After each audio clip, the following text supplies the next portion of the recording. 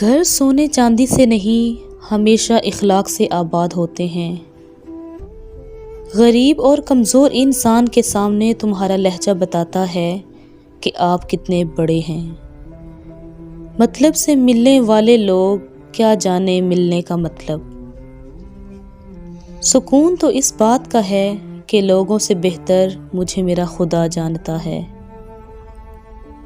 جو رب کریم انار کے دانوں کو ترتیب دینے پر قدرت رکھتا ہے، بے شک وہ رب کریم ہمارے حالات بدلنے پر بھی اختیار رکھتا ہے۔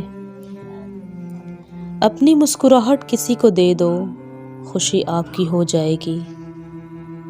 زبردستی کسی پر مسلط ہونے سے بہتر ہے کہ اپنی ذات کے ٹکڑے اٹھائیں اور الگ ہو جائیں۔ رشتوں کے تالے کو غصے کے ہتھوڑے سے توڑنے کے بجائے محبت کی چابی سے کھولیں۔ زندگی کا خوبصورت ترین جذبہ انسانوں کے دکھ درد کو محسوس کرنا ہے۔ عبادت صرف جائے نماز پر ہی نہیں ہوتی، بلکہ عبادت عاجزانہ رویوں، میٹھی زبان، دھیمے لہجے اور ہمدردانہ رویوں سے بھی ہوتی ہے۔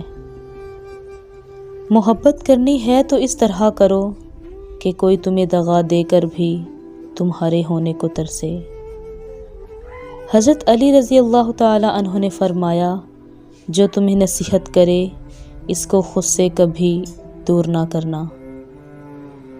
جو نصیب کے اندر نہیں ہوتا وہ رونے سے بھی نہیں ملتا۔ جو نصیب میں ہے وہ چل کر پاس آئے گا، اور جو نصیب میں نہیں وہ پاس آ کر بھی چلا جائے گا۔ آسانی کا انتظار کرنا بھی عبادت ہے، کیونکہ آزمائش ہمیشہ نہیں رہتی۔ لوگ رشتوں کو چھوڑ دیتے ہیں لیکن بحث نہیں چھوڑتے۔ ہری مرچ ایک ایسی سبزی ہے جس کے کھانے سے جوڑوں کا درد ختم ہو جاتا ہے۔